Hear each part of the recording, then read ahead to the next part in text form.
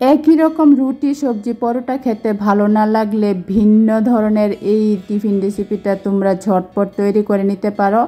একদমই নতুন একটা টিফিন রেসিপি। আর এই রেসিপিটা কিন্তু ঝটপট তৈরি করে তোমরা সকালে ব্রেকফাস্টে অথবা বিকালে জলখাবারে চাইলে কিন্তু বাচ্চাদেরকে স্কুলের টিফিনেও বানিয়ে দিতে পারো। ভীষণ কিন্তু মজার রেসিপি। আর যারা রাতে ভাত খেতে পছন্দ করো না তারা কিন্তু ডিনারেও এই রেসিপিটা তৈরি করে নিতে পারো। এটা যেমন টেস্টি তেমনই কিন্তু হেলদি আর একদমই সহজ রেসিপি।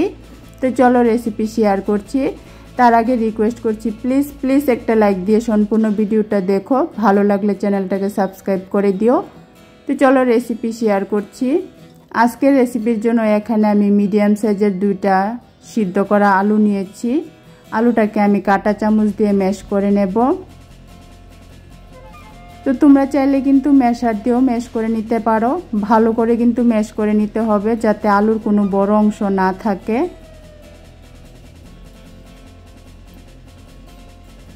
তো দেখো কাঁটা চামচ দিয়ে সমস্তটা আলু আমি ভালো করে ম্যাশ করে নিয়েছি।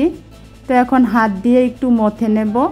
তো হাত দিয়ে একটু মথে এভাবে একটু সফট করে নিলে কিন্তু বেশি ভালো হয়, বড় কোনো অংশ থাকে না আর আলুটা একদম মসৃণ হয়ে যায়। তো মথে নেওয়ার পর এখন দিয়ে দিচ্ছি একটা ডিম, তারপর দিয়ে দিচ্ছি পরিমাণ মতো লবণ। তো এখন ডিমটাকে ভালো করে আলুর সাথে মিশিয়ে নেব।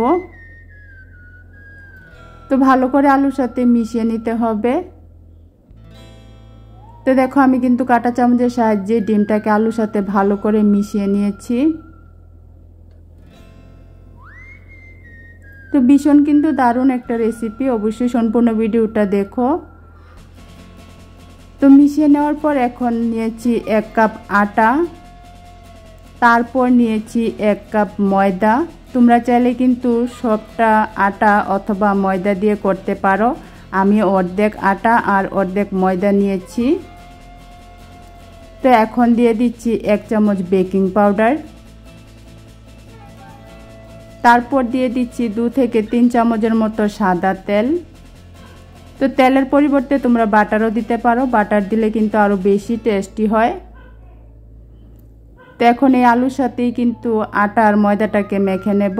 এখানে কিন্তু জল দেওয়ার কোনো প্রয়োজন হয় না, আলুর সাথেই কিন্তু আটাটাকে ভালো করে মেখে নেওয়া যায়। আর একদমই নরম করে ডোটা তৈরি করে নিতে হবে। তো দেখো আমার আটা ময়দা কিন্তু আলুর সাথে মাখা হয়ে গেছে, এরকম নরম করেই কিন্তু মেখে নিতে হবে। তো টেস্ট বাড়ানোর জন্য এখানে আমি কিছু ধনেপাতা দিয়ে দিলাম। ধনেপাতাটা দিলে কিন্তু অনেক বেশি টেস্টি হয়। তো ধনেপাতাটাকেও আমি এই আটা আলু ময়দার সাথে মিশিয়ে নেব। তো ভীষণ কিন্তু ভালো লাগে, একদমই নতুন ধরনের টিফিন রেসিপি, একবার অবশ্যই বানিয়ে খেয়ে দেখতে পারো। তো মিশিয়ে নেওয়ার পর এখন আমি ঢাকনা দিয়ে 10 মিনিট রেস্টে রেখে দেব। আর ততক্ষণে খুবই মজার একটা স্টাফিং তৈরি করে নেব। তার জন্য আমি গ্যাসের চুলায় কড়াই বসিয়ে 2 চামচ তেল দিয়ে দিলাম। তেলটা একটু ভালো করে গরম হয়ে যাওয়ার পর এখন দিয়ে দিচ্ছি মিডিয়াম সাইজের একটা পেঁয়াজ। তো পেঁয়াজটা আমি কুচি কুচি করে কেটে দিয়েছি।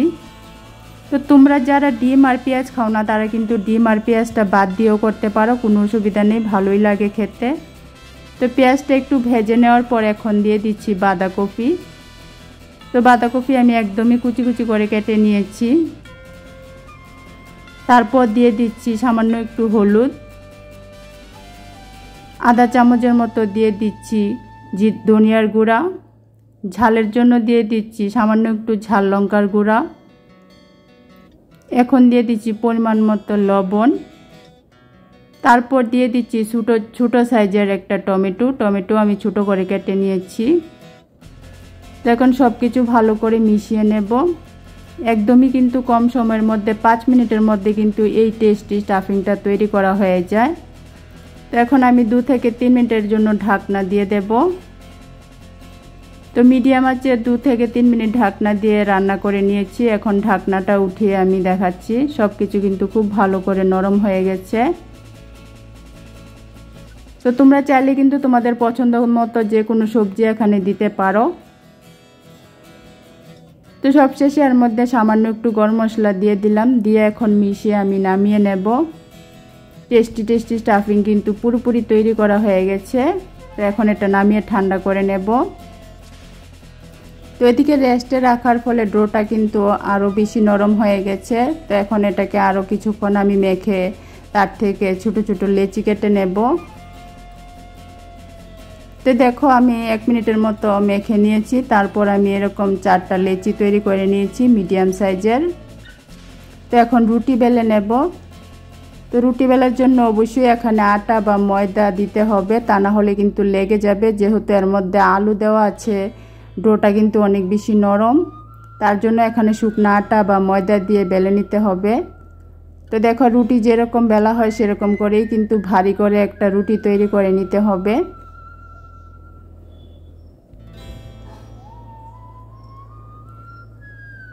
তো দেখো রুটি কিন্তু আমার তৈরি করা হয়ে গেছে। তো এরকম ভারী করেই কিন্তু রুটিটা তৈরি করে নিতে হবে। তো এখন এটাকে আমি একটা প্লেটের মধ্যে রেখে দেব। তার আগে প্লেটের মধ্যে অবশ্যই একটু আটা বা ময়দা ছিটিয়ে রাখতে হবে, তা না হলে কিন্তু লেগে যাবে।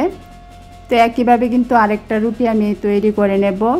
তো এই পর্যায়ে আবারও মনে করিয়ে দিচ্ছি, আমার রেসিপিটা যদি একটু ভালো লেগে থাকে তাহলে প্লিজ একটা লাইক করে দিও, আর ছোট্ট একটা কমেন্ট করে জানিও আমার আজকের এই নতুন ধরনের টিফিন রেসিপিটা তোমাদের কেমন লেগেছে। আর ভালো লেগে থাকলে অবশ্যই চ্যানেলটাকে সাবস্ক্রাইব করে দিও। তো দেখো আরেকটা রুটি আমি তৈরি করে নিয়েছি। তো এখন আমি একটা ছুরির পেছন সাইড দিয়ে সামান্য একটু করে হালকা করে দাগ কেটে নিচ্ছি। তো আমি কিন্তু রুটিটাকে কাটবো না, শুধু একটা দাগ বসিয়ে দিচ্ছি।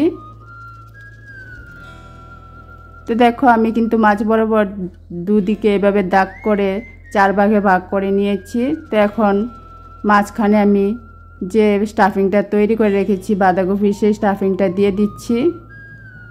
তো এভাবে একটু দাগ কেটে নিলে বুঝতে সুবিধা হয়, বানাতেও সুবিধা হয়। তো দেখো 4টা ভাগের মধ্যেই কিন্তু আমি স্টাফিং দিয়েছি। তো এখন মাঝখানে আমি একটু জল লাগিয়ে নিচ্ছি। তো এভাবে হাত দিয়ে কিন্তু একটু জল লাগিয়ে নিলে খুব বেশি ভালো হবে। তো এখন যে একটা রুটি আমি আগেই তৈরি করে রেখেছিলাম, সেই রুটিটা উপর দিয়ে দিলাম। দিয়ে এখন ভালো করে এভাবে টেনে টেনে কিন্তু মুখটা চেপে বন্ধ করে দিতে হবে। তো দেখো এভাবে টেনে কিন্তু সমান করে মুখটা বন্ধ করে দিচ্ছি।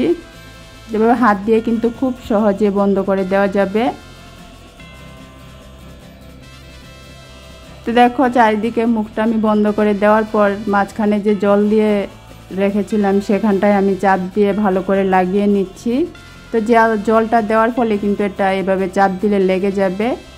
তো এখন আমি ছুরির সাহায্যে 4 ভাগে ভাগ করে কেটে নেব। তো তোমরা একটু মনোযোগ দিয়ে দেখলেই কিন্তু বুঝতে পারবে কত সহজভাবে এই রেসিপিটা আমি তৈরি করেছি। তো একদমই কিন্তু সহজ, একটা তৈরি করলে বুঝতে পারবে একদম সহজ রেসিপি। তো এখন আমি একটা কাঁটা চামচের সাহায্যে কিনারগুলিতে একটু ডিজাইন করে দিচ্ছি যাতে দেখতে সুন্দর হয়। আর তার ফলে কিন্তু এভাবে চেপে ডিজাইনটা করলে খুব সুন্দর মুখটাও কিন্তু বন্ধ হয়ে যাবে, পুরটা কিন্তু কোনোভাবে বেরিয়ে যাওয়ার কোনো চান্স থাকে না। তো দেখো এভাবে কিন্তু আমি খুব সুন্দর করে ডিজাইন করে দিয়েছি কাঁটা চামচের সাহায্যে। তো দেখো এখানে আমার 4টা টিফিন কিন্তু রেডি হয়ে গেছে। তো অবশ্যই কমেন্ট করে জানিও কেমন লেগেছে ডিজাইনটা। তো চলো এখন তোমাদেরকে ভেজে দেখাচ্ছি। তার জন্য গ্যাসের চুলায় কড়াই বসিয়ে আমি আধা কাপ তেল দিয়ে দিলাম। এগুলি ভাজতে কিন্তু একদমই ডুবো তেলের প্রয়োজন হয় না, অল্প তেলের মধ্যেই কিন্তু ভেজে নেওয়া যায়। তো তেলটা গরম হয়ে যাওয়ার পর এখন আমি একটা করে টিফিনগুলি দিয়ে দিচ্ছি। তো দেখো একসাথে কিন্তু 4টা বানিয়ে আমি একসাথে কিন্তু 4টেই ভেজে নিচ্ছি। একদমই কম সময়ের মধ্যে কিন্তু অনেকগুলি ভেজে নেওয়া যায়। তো 2 মিনিট আমি মিডিয়াম আঁচে বসিয়ে রেখেছিলাম। তো 2 মিনিট পর এখন আমি উল্টে দিচ্ছি। তো এগুলি ভাজতে কিন্তু অবশ্যই গ্যাসের ফ্লেমটা মিডিয়ামে রাখতে হবে। মিডিয়ামে রেখে এপিঠ 2 মিনিট ওপিঠ 2 মিনিট ভেজে নিলেই কিন্তু হয়ে যাবে। তো এরকম একটু লাল করে ভেজে নিতে হবে। তো কত সুন্দর হয়েছে আশা করি দেখে নিশ্চয়ই বুঝতে পারছো। আর তোমাদের কাছে যদি একটু ভালো লেগে থাকে তাহলে প্লিজ একটা কমেন্ট করে জানিও রেসিপিটা কেমন লেগেছে। আর অবশ্যই লাইক করে চ্যানেলটাকে সাবস্ক্রাইব করে দিও এরকম নতুন নতুন টেস্টি মজার রেসিপি দেখার জন্য। তো দেখো আমি 4টা এভাবে উল্টে দিয়েছি। তো উল্টে দেওয়ার পর আরও 2 মিনিট আমি ভেজে নেব। তো 2 মিনিট ভেজে নিয়েছি, এখন আবারও আমি উল্টে দিচ্ছি। তো দেখো দুপাশ কিন্তু খুব সুন্দর লাল করে ভাজা হয়ে গেছে। তো এগুলি দেখতে কত সুন্দর হয়েছে, কালারটা কত সুন্দর হয়েছে দেখে নিশ্চয়ই বুঝতে পারছো, খেতেও কিন্তু দারুণ হয়। তো এখন আমি এগুলিকে তেল থেকে উঠিয়ে নেব। তো আমার আজকের টিফিনটা কিন্তু খুব সহজভাবে কম সময়ের মধ্যে তৈরি করা হয়ে গেছে। কত সুন্দর লোভনীয় হয়েছে, আশা করি দেখে নিশ্চয়ই বুঝতে পারছো। তো দেখো এখানে আমি সবগুলি ভেজে তৈরি করে নিয়েছি। একদমই নতুন ধরনের টিফিন রেসিপি, একবার অন্তত পক্ষে এভাবে বানিয়ে খেয়ে দেখো, না খেলে বুঝতেই পারবে না এটা কত বেশি মজার হয়। তো ভালো লাগলে অবশ্যই লাইক কমেন্ট শেয়ার করো আর চ্যানেলটাকে সাবস্ক্রাইব করে দিও। তো আবারও আরেকটা নতুন রেসিপি নিয়ে আসবো, ততক্ষণের জন্য ভালো থেকো, সুস্থ থেকো। আজকের জন্য টাটা।